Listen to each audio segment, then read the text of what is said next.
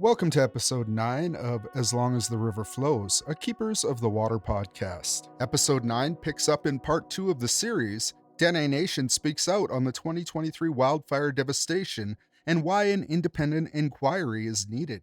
In part 2, we hear from Chief Fred Sangues and Chief David Echinali, who both speak on the devastating effects of the 2023 wildfires, the need to train Dene people to fight fires and protect their communities, the devastating effects the wildfire had on wildlife, and the need for traditional knowledge to be introduced into disaster response.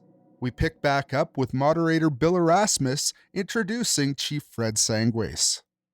14 communities were evacuated, and the Hay River, West Channel, Hotlet Day Tree Reserve was evacuated twice, and people went to a whole number of destinations in Alberta, Manitoba, British Columbia, and many of them didn't know if they had a home to come back to. So we want to hear what people have to say. We have Chief Fred Sangues, Yellowknife's Dene.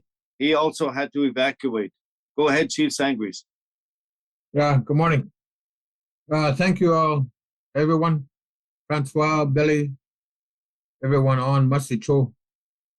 I think this inquiry that we're talking about is really, really key for all of us. As you know, the forest fire here is because of the climate change that's happening, not the cause of indigenous people, but the cause of industrial world who impact our indigenous world, who are having a real impact on us. Those people, I believe, are responsible for it. They haven't been listening to the scientists who said that climate change is real and then it's happening and we should be paying attention. Indigenous people like ourselves, we know that the climate change is real. We're the ones who are out there, we see it, we live it, we see it all the time. And it's real. It's happening all over the world, from Italy to Greece to California to here. Fire is a big cause of global industrial. It's happening because of that, not because of us, indigenous people. We're the caretakers of the land. We're the takers of the environment, and we've been doing that for a long time. But here, with this summer's wildfire, as a chief, both chiefs are yelling at Dene. We don't believe that GNWT did the proper job. We don't believe that they did a real key things, and we don't believe that they communicated properly. Evacuation happened very fast pace. The call went out. The urgency went out. People were driving out. Fires on both sides of the highway to Behchoko. Kids screaming. Parents yelling for their children. They have no idea what was happening. It panicked people. The premier and the government who chose to do it this way panicked people, and they should never have done that. That was a really, really wrong panic, the way they done it. Here in Dettah, in the community of Ndilŭ, we're in charge. The government, GNWT, we get programs and service, we get a few dollars, but they are not our government. We have a nation-to-nation relationship here. The premier can never call upon evacuation from indigenous people. Again, the only relationship we have with them is programs and service and a few chunk of dollars we get from them. And they take all the money away from us. And that's where the problem is. I believe that we should have a call on inquiry. GNWT may do it, but they may not have a public process, because it's embarrassment that the way they done it. And there's a guy named West who was coordinating a forest fire, but he was not a firefighter. He was a journalist, a firefighter wearing his clothes, but also a journalist. He went on Up Here magazine and put out his story, how the whole event went. Right away, GNWT wanted to cover their tracks by having an Up Here magazine and lay out how the forest fire went out. That's not the way it went out. Don't let that Up Here magazine put a blind on your ears, on your eyes, because that's what they're doing. A lot of devastation took place here. The problem with GNWT is that they don't have very good firefighters here, none. And the firefighters, crew bosses were telling us they had to yell at the firefighters, young guys. JWT for a very long time have been recruiting high school students to go on the land and fight fire. And one lost his life, right? One lost his life in fire. Maybe a few of them lost their life in fire. That's because they're not fully trained. And they can't do it, so they call on Africa. And they can't do it, so they call on the military. GNWT made a big mistake here. They've done it before 20 years ago when I used to be a firefighter in Toledo. And one of the guys said, we're going to backburn this place here so we can shut the fire off. And they did it, and they made a big mistake. Us firefighters like ourselves, Aboriginal people, we said, no, don't do it. The wind's going to turn around. Look at the big hills here. You know, you're not using traditional knowledge. And a lot of this time is science. And science is now always accurate. So what happened? Toledo almost got burnt because they made a mistake on backburning. So that community had to evacuate about 10 years ago. Now it's happening again. So GNWT doesn't have a good plan or a good training. It's just not good. You know, when you have firefighting and politics together, one of them is going to go down. Which one? And it's always been that way.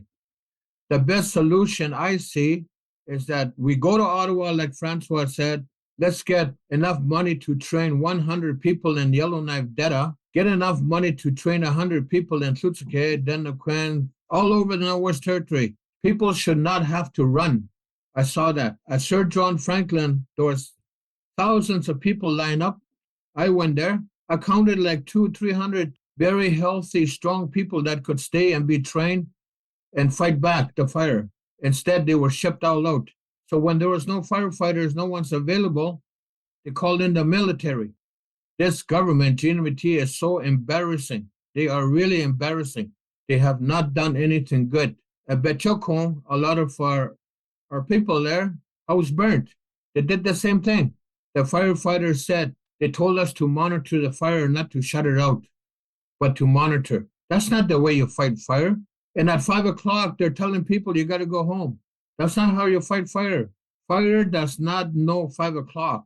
When I was firefighting 25, 30 years ago, we were firefighting around the clock. 2 crews, 12 hours each. And we did it till the fire's out. Now they walk home. They're told to go home. It's 5 o'clock. Come back tomorrow. It doesn't work like that. What's wrong with this moolah, the way they plan things? What they really need is indigenous leadership, indigenous people to use traditional knowledge and tell the government, this is how we'll fight fires. We're the ones who've been cooking over the fire for thousands and thousands of years. We know the fire behavior. We know how it behaves. Science can't tell you everything. And GNWT, by the way, it's been used science. They said the land is good when it burns. Well, how long does it take my medicine plant to burn? How long does it? I have to wait to my medicine plant over there to get aged so I can use it. Those reality, GNWT doesn't know those kind of things. They don't know. The wildlife here, north of Yellowknife here, Dettah, there's a big fire. East of here, there was a fire. West of here, there was a fire. So where's all the wildlife now? Who's going to feed us? Who's going to take care of us? We're having a very, very difficult time here. Even though we spend over $1 million of our own money to evacuate, to help our own people to survive in the cities, because they flew people to a city and they basically were abandoned. So we had to step in as the leaders to take care of our own people. And some of those are non-Aboriginal people. They're not even our own people, but we took care of them because they were abandoned by the government. Nobody's feeding them, looking after them. A lot of things went wrong. Government knows it. That's why they don't want to do an inquiry. Shane Thomas was the minister in Ndilŭ when that was happening. When they put this to the vote at legislative a few weeks ago, and there was a tie whether to have a inquiry or not. Former ENR minister Shane Thompson voted no. He should have never voted no. He should have said, yes, I was responsible. My department was responsible. We should talk about it, what went wrong, and what we should do next time. How should we do it? You got to stand up and for your own sovereignty and take care of your own community. If you run, you're going to have 18 houses or 20 houses burnt. And who's going to replace them? That's the problem today. Inquiry, yes, I want it. On the Commissioner NWT, yes, I want her to say yes. We need to have an inquiry. We need to find out the truth, what took place, and somebody's got to pay for it, and somebody's got to be responsible for that. Thank you so much.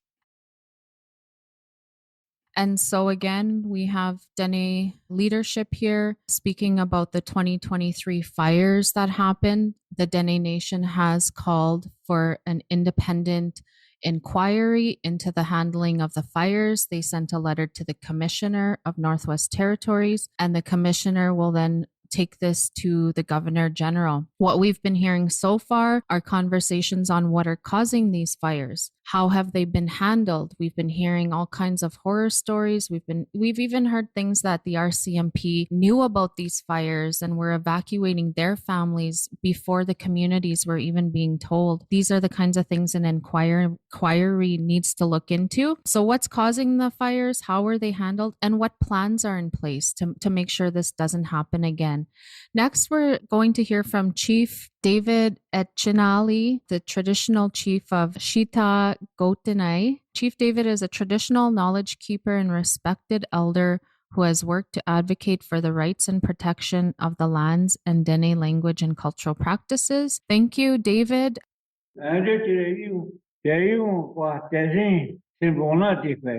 Ane kagun tere dasi chibi vere dasi re jani gune zoye kena tokire ane zoye kevela ken. Edu tere kagun tere fed sengi ka titirisin se gai pieti. Rese dasi ayune tere ni tere ti disi ayune tere ayune tere ja ona ja.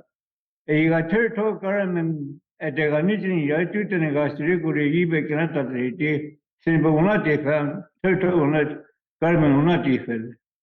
That's you know, that's how what's at the net hand. But that's how we show that day. You can nearly going near. First saying with that is since you is a guy, Piati. Kaniga National Chief, Dene Nation, go Kaveta. Tell who that I see can go perennial, no, yet at an heco day, that go Tia United, no return to not the Disney, but go. I know how to have another. Kama tengo que rapia, yo no sé, será persona vos tenés que decir será por la si ahí un poco te decimos una especie. Si no es muy muy la que costa, se le go. I'm going to try my best about this fire. I'm really concerned about it because really nothing to say about it already. Everything's happened. Right now, I don't know what to talk about. Before this happened, we had to talk about this kind of stuff like that. Whatever is going to happen to our land. Because there's lots of food for us then. We live with it. Now I go out on the land, I went across to my fish lake. There's a big area burned. I don't know how many animals burned. How about the beaver, muskrat, rabbit, everything. All the moose. This kind of thing we have to talk about it. What President said is true. A lot of people sitting on this kind of stuff like that don't know nothing about the land. In our traditional way, our elders used to tell us everything about this kind of thing to respect each another, to respect the animal, to respect the land. That's what they told us. And right now, the government, what's government doing to us, trying to get rid of us, bring all alcohol and drug to our community and destroy our young people.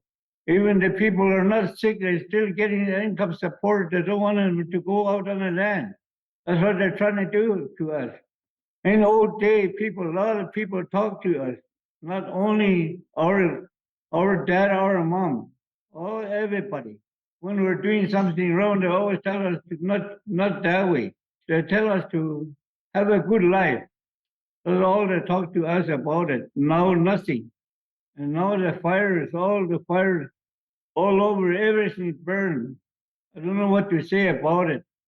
And a lot of people, how do you call it? I don't know how you say it. Take people out because of the smoke. And I heard territorial government have meetings. They said they spend how much million dollars. Whose fault is that? When the fires start burning, they should do something about it, and then they're not going to spend that much money. In old days, not like that. Before territorial government, when the fire on the land, we walk to it. We carry a piss pump, we carry a hose, 25 cents an hour. We put the fire off. And after the territorial government took over, all the area burning, not doing nothing. All this kind of thing, we should really have a good talk about it and make people understand why the Dene Nation is there, why the territorial government were voting for territorial government. In each community, we don't know nothing about it, don't see nobody. They always say the treaties got the power, and a lot of us, we're still holding our treaty. Seems like government don't turn around to us, nothing. So I really got nothing to say about this. I hope you understand what I'm trying to say. Thank you very much.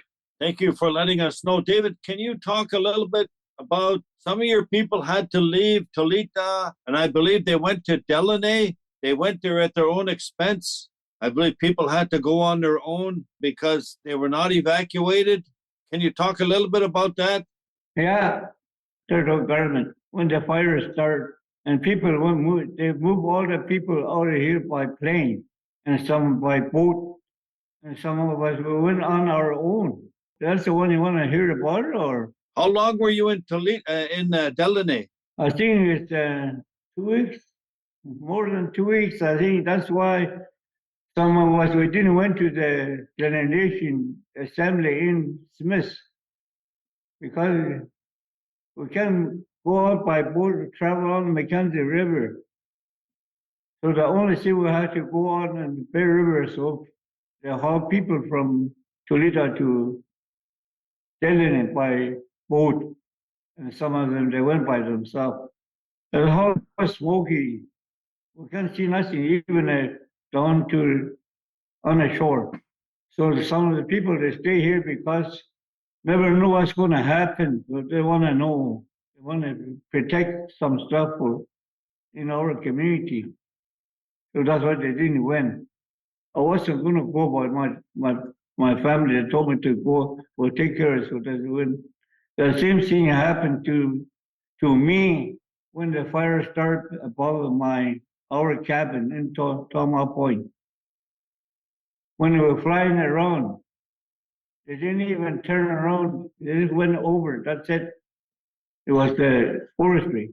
And they told me, David, we'll take care of it. Don't worry about it. So that's why I didn't took nothing out of my cabin, our cabin. We lost everything. And now I don't know if they're going to return everything for us, but that's why I'm trying to I asked the Dene Nation to support me. And Danny is the MLA too, the territorial government, so I talked to him. But like some people said, when you talk to that person with the phone, just like behind a door, they're not going to do nothing. Said you had to write a letter to them and to all the Northwest Territory, to all the leaders.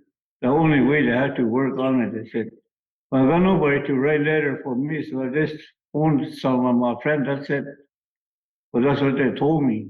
Even you, lots of time I phone you, and Jerry Antoine too. They say, yeah, but till today, nothing happened. And that's all. Thank you.